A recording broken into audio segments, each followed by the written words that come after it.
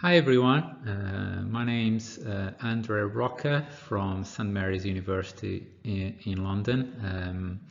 Over the next 10 minutes or so, I'm going to present you one of my recent research studies that is entitled Decision-Making Practice in Youth Soccer, across comparison of coaching contexts from top division professional clubs in England, Germany, Portugal, and Spain.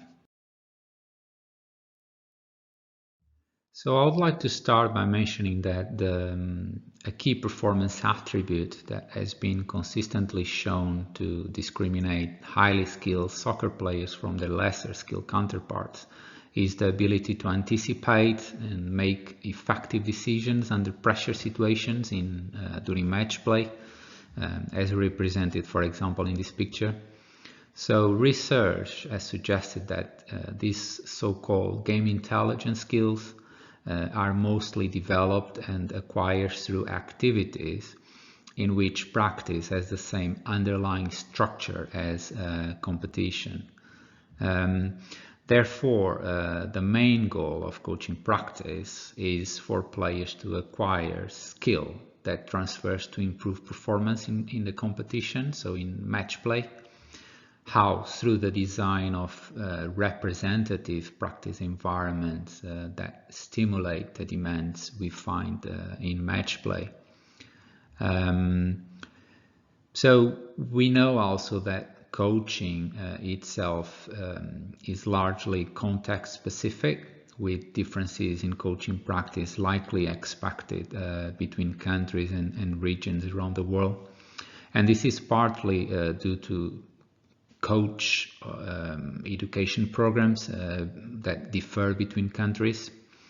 Yet no published research exists assessing the microstructure of coach-led practice across contexts from multiple countries.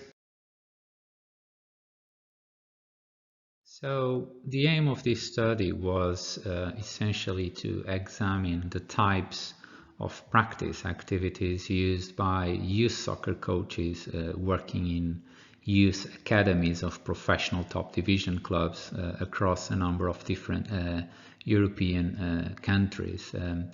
The idea behind it was to provide a representative picture of coach-led practice environments within some of the top European football nations.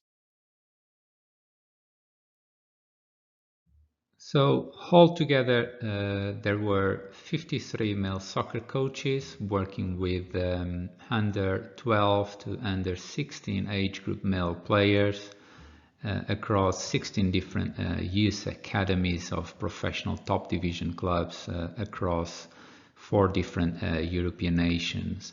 This included, as you can see from the flags, England, Germany, Portugal, and Spain. In terms of the procedures, a total of 83 practice sessions were analyzed in situ, so on the pitch. Sessions were analyzed for the proportion of time in different activities that were split into 2 main categories, as you can see from table 1. These were active decision-making activities such as small side games and skills practice with opposition, and then non-active decision-making activities such as unopposed technical or tactical skills practices and also fitness training.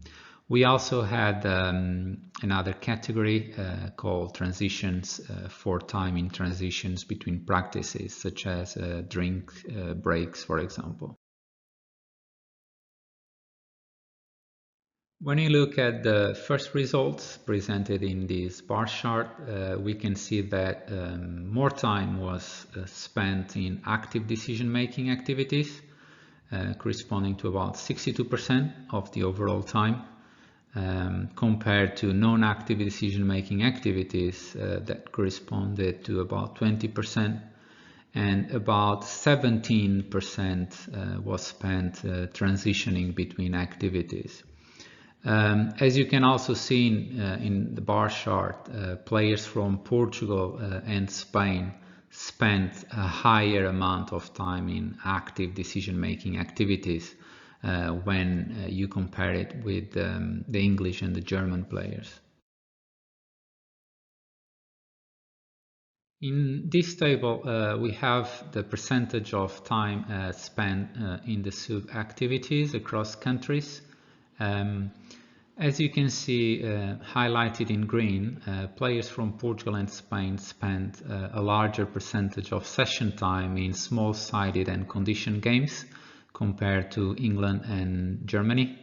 Whereas English players spent more time in unopposed technical based drills when compared to players from the other three countries, and the German players, as you can see highlighted in yellow, spend a higher percentage of time in improving fitness aspects of the game without the ball when compared to England, Portugal and Spain.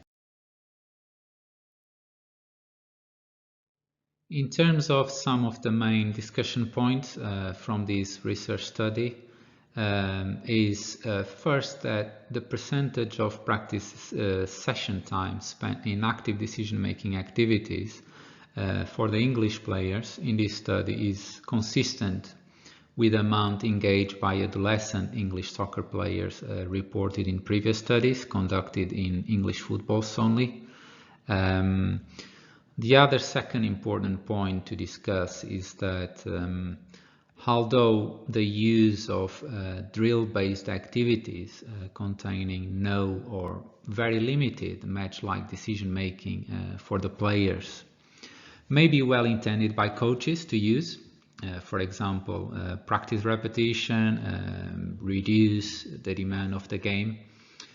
What research shows is that their overuse has generally been shown to be less effective for learning, as well as promoting the positive transfer of all these game intelligence skills from practice to competition, so to match play.